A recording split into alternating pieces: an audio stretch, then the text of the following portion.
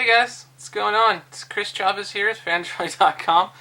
So last week I told you guys about Google's big event that they were supposed to have today, this morning in New York, but I guess Mother Nature didn't really, they had other plans. Hurricane Sandy is currently sweeping through New York, and Google didn't want to put, the press at danger, so they canceled the entire event, but that didn't let them, or that didn't stop them from announcing what they wanted to get out into the world, which is the all-new Nexus 4. They have a Nexus 7 3G version, and then they have the all-new Nexus 10, which is a 10-inch tablet. So I already told you guys all about the Nexus 10 last week. The only thing we know now that's even new is the price, which is now $400 for a 16GB model or $500 for a 32GB model. And then the Nexus 7 3G, which I'm not really going to talk about too much again today, but that one's $300, and then they have a new 32GB model, Wi-Fi only, for $250, and then a 16GB for $200, which is kind of cool. So now that we got all that tablet junk out of the way, I'm not really into tablets very much. We'll get to the good stuff, which is the Nexus 4. So this was made completely, totally official today. And the phone pretty much has everything that you could want in a phone. Almost, though. Almost. They did leave some things out, but we'll talk about that in a second. Let's just go over some of the specs. The phone has super, super sexy beveled edges on the glass. The design looks really, really nice. I have no complaints there. Google said they wanted the glass to just, your thumb to glide over the glass, which is cool because everywhere you look, the glass just kind of I don't know. It's cool. It looks really, really nice. The back is all glossy, and it's got a weird little glitter pixelated thing going on, which is kind of neat, but some people, of course, complain about the glitter. I would tell you you have to look at it in person to appreciate that it doesn't look so girly, I guess. And then all of that in a 9.1 millimeter thin package. So it's still very, very thin. It's super thin, actually. Along the front, it has a 4.7-inch True HD IPS display, which is LG's IPS display. It's going to be a little bit weird if you're coming from a Galaxy Nexus or some of the other AMOLED phones like a Galaxy S3, because these have Super AMOLED, which means the blacks are super black, and then the colors are super vivid and oversaturated even. It doesn't really look too natural, but IPS, everything's toned down, calmed down, and it still looks really, really good. But it's a lot brighter than AMOLED. AMOLED is really, really dim and kind of dark compared to IPS. You'd have to see them side by side to appreciate it, but I don't really have any complaint there or anything. So it's going to be interesting. The back has an 8-megapixel shooter, so this is an upgrade from last year's Galaxy Nexus, which only had a 5-megapixel shooter. A front-facing camera is a 1.3-megapixel front-facing shooter for web chatting. Probably the biggest spec bump is the quad-core Qualcomm S4 Pro processor. So this is absolutely insane. This is running off of Qualcomm's modified A15 architecture stuff, and it's going to be beefy. It's going to be insane. If you've seen some of the videos of the Nexus 4, it's already just flying, and it's disgusting. That also helps that, it has 2 gigabytes of RAM, which is insane for multitasking. So you can have a ton of apps left open. You can have your web browser open for a ton of time. Go back to your web browser, and the web page is going to be right where you left it off. You don't have to wait for the thing to load up again, and then if you have a bad connection, you got to wait even longer, and that's just a super big hassle. So those days are no more. It's got NFC built in, of course, which allows you to do Android Beam, so you can hold 2 NFC phones together and beam whatever you're looking at. So naughty videos, or pictures, or web pages, or apps, or whatever you want to share, which is really, really cool. The battery is really nice. It's got a 2100 milliamp battery, which is awesome. This is a pretty good bump from last year's, and running on Qualcomm's S4 processor, again, which is already really battery efficient. It should deliver really, really good battery life. It's got HDMI out via a slim port or Miracast technology, so you can do wired or wireless HDMI out, which is really cool. Your TV just has to have that Miracast thing built into it in order to take advantage of the wireless display. Awesome. It's got wireless charging, and it's going to be just like you might have seen from the Palm Pre. I don't know if you guys remember that phone, but it's going to be in a separate accessory. It's not going to come with the phone, so I'm not sure how much that's going to be, but it sounds expensive. No word on pricing on that, but it's cool. So you just put your phone down, and it starts charging. Just take it off and just get going, which is kind of nice. I'm not really big on wireless charging, only because your phone has to be actually charging for you to, or on the thing to use it, which is kind of silly.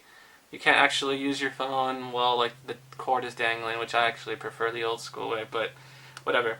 The new improvements are also with Android 4.2. So Google took a small amount of their time today to announce the all-new Android 4.2 Jelly Bean. So this is just a 0.1 increase from Android 4.1 Jelly Bean. The name didn't actually change, and they just incorporated a few little small things. So they have gesture typing, or gesture keyboard, which allows you to do swipe words and stuff, just like Swipe did, or now SwiftKey is going to be introducing soon.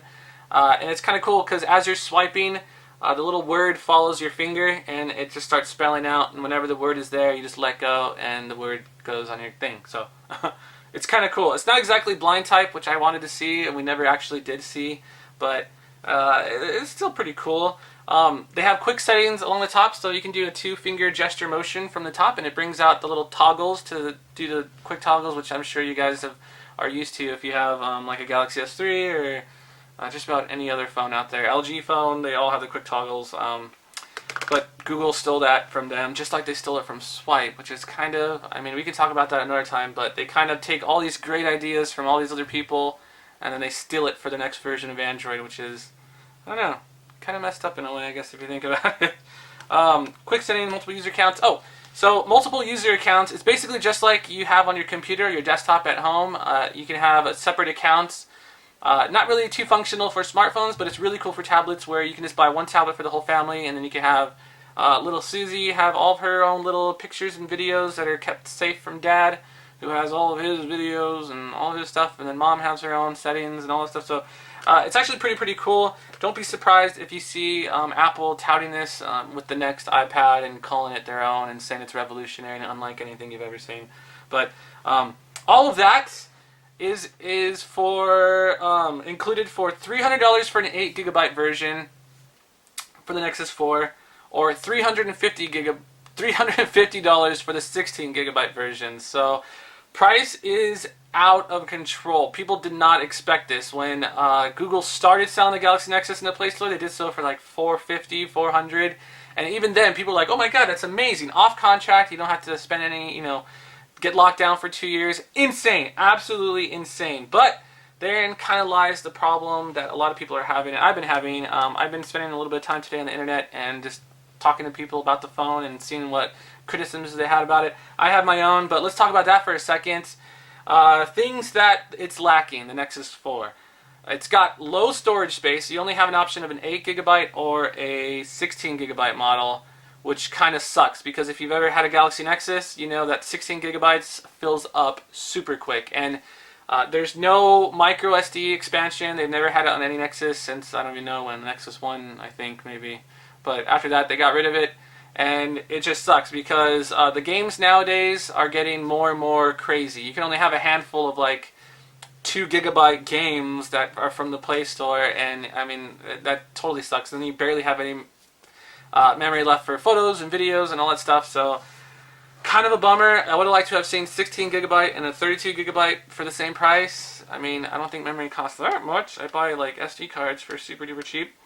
No LTE. This Nexus 4 is not going to have any LTE. So there was kind of a big deal about this on the internet. A lot of people are freaking out, especially those on Verizon or Sprint.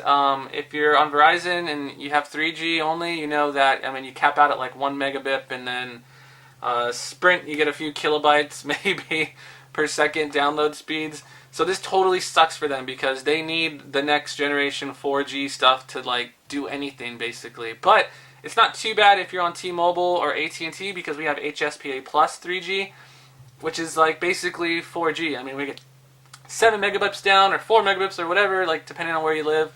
But not such a big deal for us, but big deal for those guys, our Android brothers that are on CDMA carriers and stuff. So kind of sucks. There has been talks of a Verizon Nexus 4 coming out soon, but we'll have to wait and see. I've heard things. We'll just leave it at that. Oh, with Android 4.2, I kind of forgot to mention this before, but they have this new sphere pick thing. So instead of taking panoramic shots, which everyone's going crazy about on their iPhones and iPads, you can now go in a full 360-degree view. So you can take pictures of everything around you, like your entire world, wherever you're at. So it could be like the Grand Canyon or Las Vegas, wherever you're at, and you can share it with people, which is kind of cool. But the only thing that sucks is the only people that can view it are people that are on Google Plus on their web browser, like their desktop web browser, or if they're on, I don't even know if they can view it on the Google Plus mobile browser. It's kind of stupid. I would like to see Google maybe try to open this up for the rest of the Android users. Possibly by maybe if you click a link that someone is sharing through like their Google Plus Sphere shot or something, maybe it'll allow you or ask you if you want to open it with Street View. Then you can open it with Google Street View. So look around just like you would on Maps. So this is pretty much the same technology that they're using for Google Maps, the Street View stuff, where you can look around and look at a map and look at the streets and look at people's houses and try to creep inside of them and do whatever. Same technology. It's just, now in your smartphone, which is totally awesome, and that's Google, always innovating, but it just sucks because how many people are going to have Jelly Bean 4.2 and a Nexus 4? Probably nobody, which sucks.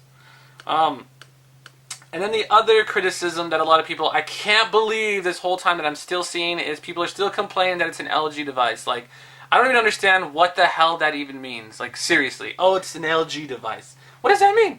Honestly. LG makes great hardware. The Optimus G was bomb. If you've seen any of their phones that they release in Korea, they're totally awesome. They bring some of their low-end, like, crap here in the US, which still sells like hotcakes because people want a low-end smartphone. And they're willing to only spend, or they won't spend over $100 for it, so whatever. But other than that, LG has been pretty awesome. The only thing that they've sucked at has been software updates. And now that they have people that are working in-house with Google, like literally at Google's headquarters, working side by side, hand in hand, working with Google with the software, they're doing the hardware thing, and then now they have all this huge wealth of knowledge from Google on how to do updates. This whole Jelly Bean thing, they have tons and tons of all this stuff. Now they can take it back to Korea, drop it on their president's desk, and he can just be like, get out the updates! And now they can update their other phones a lot faster. So, again, and then it doesn't even matter, even if it is an LG, it doesn't matter if this was a, like, Huawei or a Sharp device or whatever. It doesn't matter because Google's the one that handles the updates. So there's absolutely no reason to fear that because LG is going to somehow block updates. It's not up to LG. They don't do anything with the software stuff. So that's pretty much it for this video on the Nexus 4. It's gone on long enough. If you guys have any problems with the phone, or if you guys think it's totally awesome, leave a comment. Make sure to rate thumbs up, and just let me know if you guys are going to get the phone, or if you guys are going to maybe hold off for the next Galaxy Nexus, or maybe you're going to get the Galaxy S2, or maybe your Galaxy S3 is totally adequate for now. Yeah, just leave a comment and let me know what you guys think. I'm Chris Chavez with Phandroid.com. I'll see you next time. Bye.